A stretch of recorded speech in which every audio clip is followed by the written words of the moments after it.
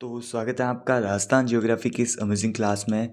Rajasthan geography की अभी तक 5 क्लासें हो चुकी हैं, जिसमें कि हमने सबसे पहले राजस्थान का सामान्य परिचय पढ़ लिया था। और अभी हमारी क्लासें चल रही है राजस्थान के भौतिक प्रदेशों के बारे में, जिसमें कि हमने राजस्थान का एक भौतिक प्रदेश उत्तरी पश्चिम मरुस्थल स्टार्ट किया था, जिसमें कि हमने 2 पार्ट किए थे, एक तो शुष्क मरुस्थल और एक अर्ध शुष्क मरुस्थल। जिसमें कि हमने शुष्क मरुस्थल के बारे में पिछली क्लास में पढ़ लिया था। आज की इस क्लास में हम राजस्थान के अर्धशुष्क मरुस्थल के बारे में पढ़ने वाले हैं। अर्धशुष्क मरुस्थल में सबसे पहले हम स्टार्ट करने वाले हैं। अर्धशुष्क मरुस्थल पार्ट आता कहाँ से है? तो ये अरावली का पश्चिमी भाग है, जिसे हम वृष्टि छाया प्रदेश कहते हैं। और इसका विस्तार इन जिलों में है: जोधपुर, पाली, नागौर, डीडवाना, कुचामन, चूरू, झुंझुनू, जालोर, हनुमानगढ़ व उत्तरी गंगानगर। इन जिलों में इस अर्धशुष्क मरुस्थल का विस्तार है। यहाँ की वर्षा 25 से 50 सेंटीमीटर सम वर्षा है। और यहाँ की वनस्पति स्टेपी और अर्धशुष्क कांटेदार प्रकार की हैं। यहाँ की मिट्टी सूरजोम और धूसर प्रकार की हैं। इसको हम 4 पार्ट में डिवाइड करते हैं। सबसे पहले उत्तर का जो पार्ट आता है उसे हम कहते हैं घग्गर बेसिन या फिर पाटिया नाली बेसिन। उसके बाद नेक्स्ट आता है अपना शेखावटी, तोरावटी या फिर कांतली बेसिन।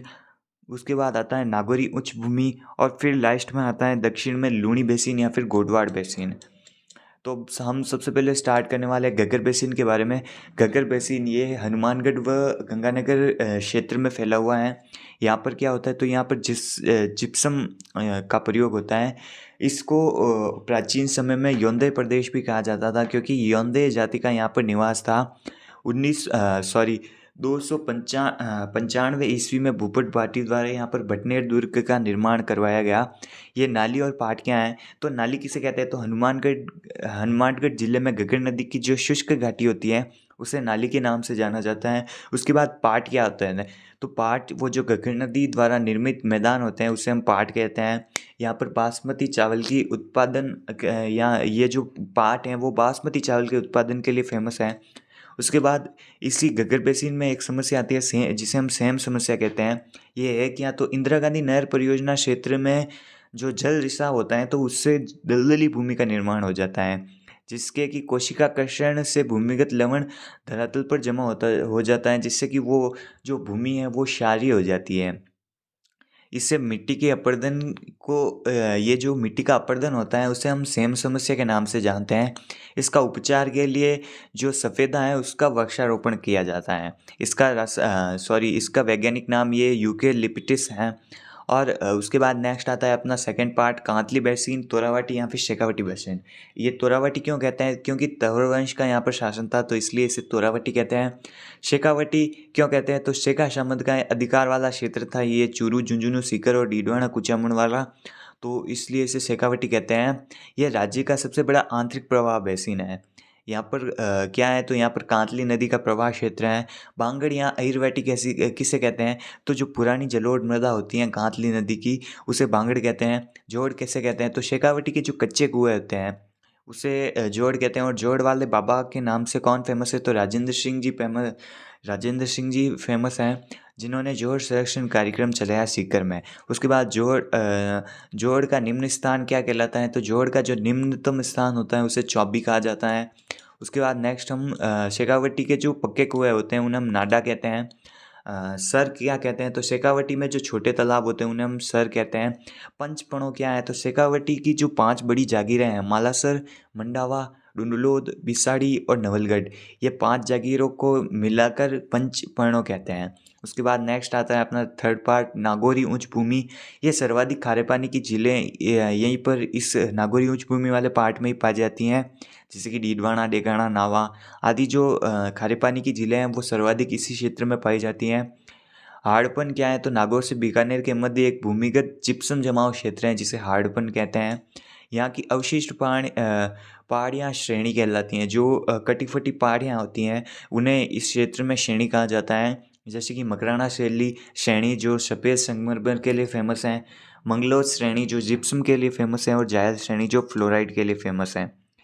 इस क्षेत्र में भूमिगत जल में फ्लोराइड की मात्रा अधिक पाई जाती है, तो इस क्षेत्र को बाका पट्टी या कुबड़ पट्टी कहते हैं क्योंकि जो फ्लोराइड तत्व होता है उसकी अगर 1 ppm से अधिक मात्रा हमारे शरीर में हो जाए तो जो रीढ़ की हड्डी झुक जाती है और दांतों में रोग हो जाता है, जिसे हम डेंटल फ्लोरोसिस रोग कहते हैं। तो इसलिए इसे बाका पट्टी या फिर कुबड़ पट्टी भी कहते हैं। यहाँ पर लिखा गया है फ्लोराइड युक्त जल पीने से फ्लोरोसिस रोग हो जाता है, दांत का पीलापन हो जाता है और पीठ झुक जाती है, मतलब रीढ़ की हड्डी झुक जाती है। उसके बाद next Luni basin. Luni basin क्या है? तो लूनी बेसिन स्थित है अपने पाली, जोधपुर, बाड़मेर, जालौर, जहाँ से लूनी का प्रवाह क्षेत्र है वहाँ पर ये लूनी बेसिन है। घोड़वाड़ क्या कहा जाता है? तो घोड़ जाति के निवास होने के कारण इसे घोड़वाड़ कहा जाता है। घोड़वाड़ है क्या? तो लूनी का जो प्रवाह क्षेत्र है उसे घोड़वाड़ बेसिन कहा जाता है।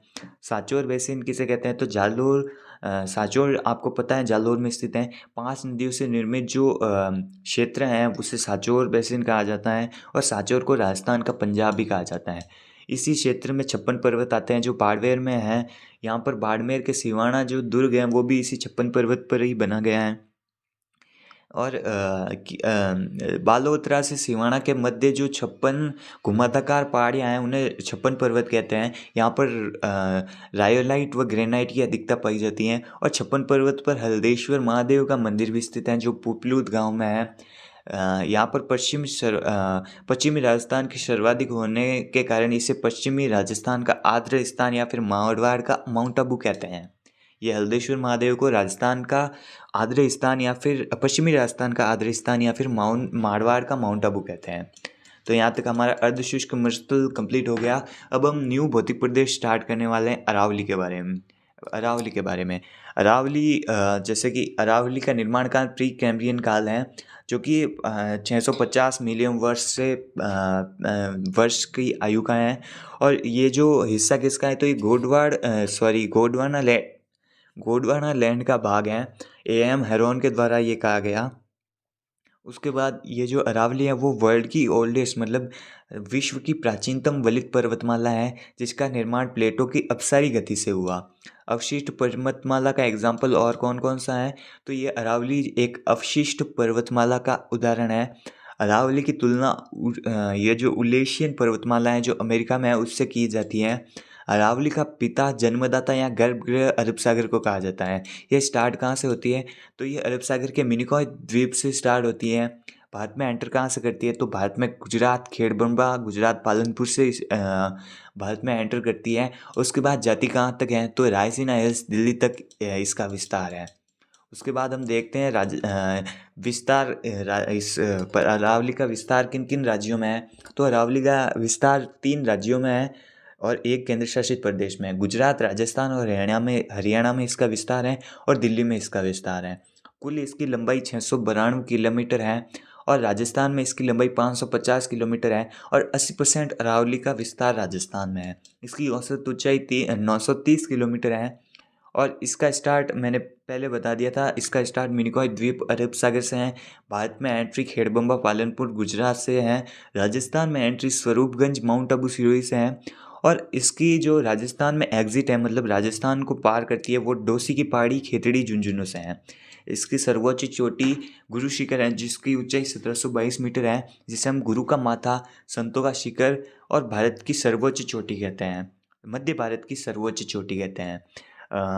संतों का शिखर इसे किसने कहा? तो गुरु शिखर को संतों का शिखर कर्नल जेम्स टॉड द्वारा कहा गया।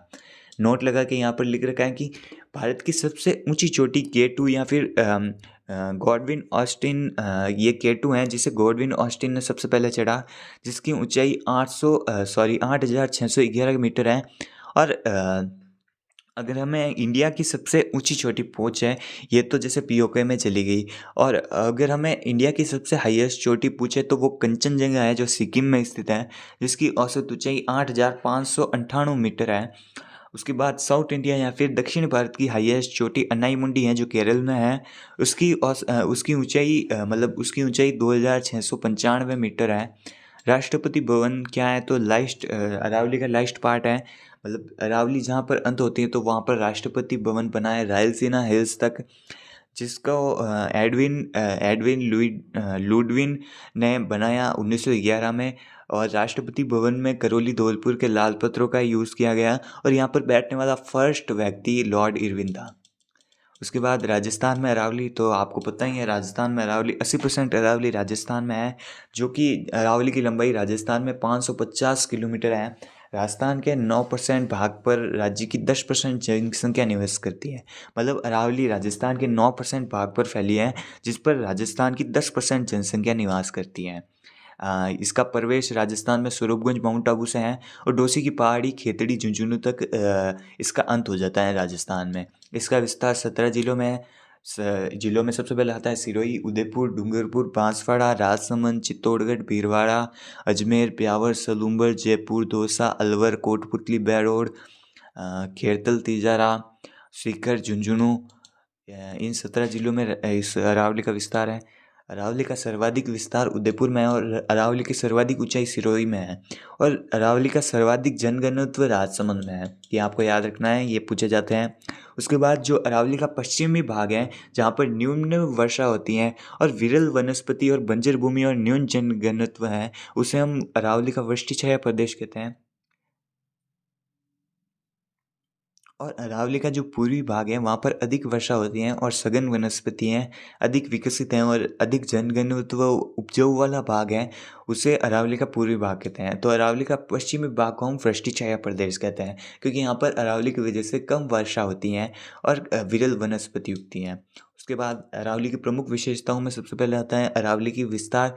अरावली का विस्तार दक्षिण पश्चिम से उत्तर पूर्व की ओर है और चौड़ाई भी दक्षिण पश्चिम से उत्तर पूर्व की ओर कम हो जाती है। अरावली गुजरात से खेतड़ी तक श्रृंखलाबंद है और उसके बाद कटिफटी है। उसके बाद लूणी व बनास नदी अरावली के बीच, लूणी व बनास नदी, ये दो नदियाँ हैं जो अरावली को मध्य से काटती हैं। अरावली राजस्थान की जल विभाजक रेखा के रूप में कार्य करती हैं, क्योंकि अरावली के जो पश्चिमी भाग में जो नदियाँ बहती हैं वो अरब सागर नदी तंत्र का भाग है और जो पूर्व में नदियाँ बहती हैं वो बंगाल की खाड़ी नदी तंत्र का भाग है। तो इसलिए अरावली जल विभाजक रेखा है, क्योंकि ये अरब सागर नदी तंत्र व बंगाल की खाड़ी नदी तंत्र को एक दूसरे से अलग करती हैं। अरावली 50 सेंटीमीटर समवर्षा रेखा के सारे गुजरती हैं।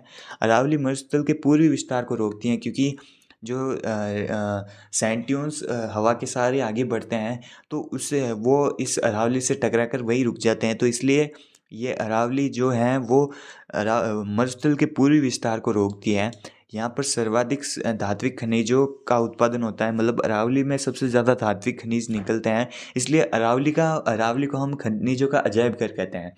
वैसे अगर पूछे तो खनिजों का अजायब घर हमें राजस्थान को कहना चाहिए। एग्जामों में अगर ऑप्शन में राजस्थान दिया गया हो तो हमें राजस्थान करना है खनिजों का अजायब घर, क्योंकि यहाँ पर 85 टाइप्स के खनिज निकलते हैं। और अगर हमें पूछ ले कि ऑप्शन में अगर राजस्थान ना दिया गया हो और भौतिक प्रदेश दिए गए हो तो खनिजों का अजायब घर हमें अरावली को कहेंगे। अरावली को राजस्थान की जीवन रेखा भी कहते हैं, क्योंकि यहाँ से इस अरावली के कारण ही राजस्थान में वर्षा होती है और राजस्थान की जीवन रेखा इंदिरा गांधी नहर परियोजना को भी कहते हैं। अरावली राजपूताने की सुरक्षा की दीवार है, ये किसने कहा? तो ये कर्नल टॉड ने कहा। ऊँट की गर्दन किसने कहा? तो अबुल फजल ने कहा। आदिवासियों की शरण स्थली किसने कहा अरावली को? तो गरासिया जो जाति हैं सिरोही में स्थित हैं उनको कहा। डामोर या फिर डूंगर कौन कहते हैं? तो भील, कथोड़ी, उदयपुर कहते हैं। मतलब जैसे कि आदिवासियों की शरण स्थली इसे कहते हैं। तो यहाँ पर कौन कौन से आदिवासी जाति रहती हैं? तो गरासिया रहती हैं, डाम्बोर रहती हैं जो डूंगरपुर में है, भीलो कथोड़ी रहती हैं जो उदयपुर में है। उसके बाद नेक्स्ट यहाँ पर जो अरावली में स्थानांतरित कृषि की जाती है इन आदिवासियों द्वारा, उन्हें हम वालरा कृषि कहते हैं। और यही ये जो स्थानांतरित कृषि पहाड़ी प्रदेशों में की जाती हैं तो उसे हम चिमाता कहते हैं, और मैदानी प्रदेशों में की जाती है तो उसे हम दाजिया कहते हैं। अगर आकृति के बारे में पूछे तो अरावली की आकृति तानपुरे के समान है। इसका अगर अरावली का उपनाम पूछे तो उपनाम अट्टा बट्टा है। और अगर उदयपुर में इसे अरावली को क्या कहा जाता है? तो आड़ा उल्ला कहा जाता है। सिरोही में इस सॉरी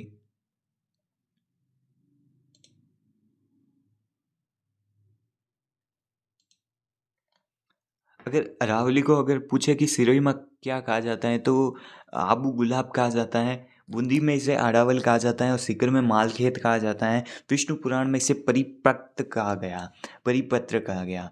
अब नेक्स्ट क्लास में हम अरावली का वर्गीकरण पढ़ेंगे। अरावली का वर्गीकरण 3 भागों में किया गया, उत्तरी अरावली, मध्य अरावली और दक्षिण अरावली। उसके बाद दक्षिण अरावली को भी 2 पार्ट में डिवाइड किया गया, एक तो अबू पर्वत और एक मेवाड़ अरावली। तो इसके बारे में हम नेक्स्ट क्लास में पढ़ेंगे। आज के लिए बस इतना ही, हम मिलेंगे इसके नेक्स्ट क्लास में। तब तक के लिए वीडियो को लाइक कर दीजिएगा और चैनल को सब्सक्राइब कर दीजिएगा।